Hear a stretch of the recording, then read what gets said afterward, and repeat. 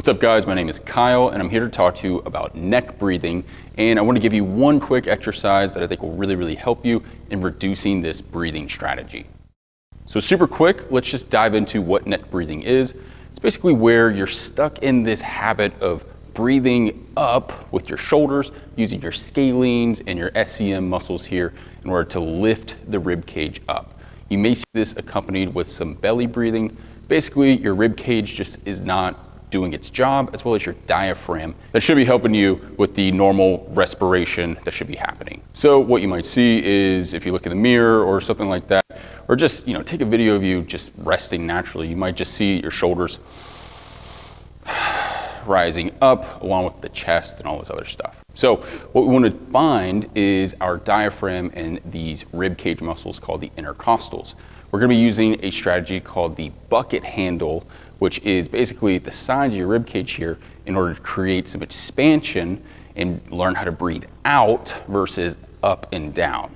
So let's just dive right into the exercise. It's super easy. All you're gonna do is take your hands and place them on the sides of your rib cage. Now, it's not the front here. I'm actually getting pretty far back. And if you don't have the shoulder mobility, that's okay, just do the best that you got.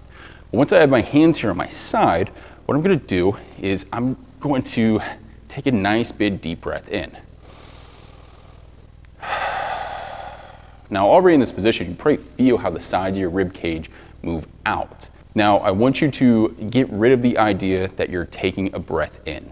Instead, that motion we just created out into your hands, I want you to just think about pushing out. So think rib cage out into the hands, press. And you probably notice that as I do that, I naturally just draw air in while I push my ribs out. That's essentially helping my diaphragm flatten and draw that air in.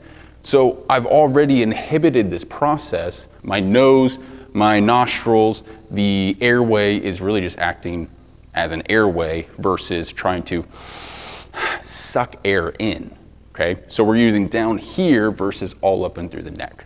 So we're gonna do this again, and again, just thinking, pressing the ribs out into the hands.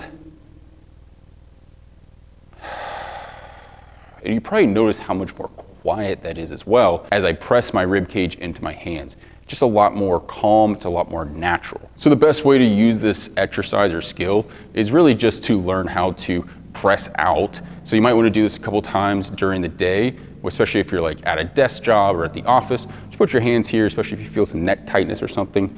Another way is just to do 5, 10, maybe 20 breaths, just pressing into your hands on the sides.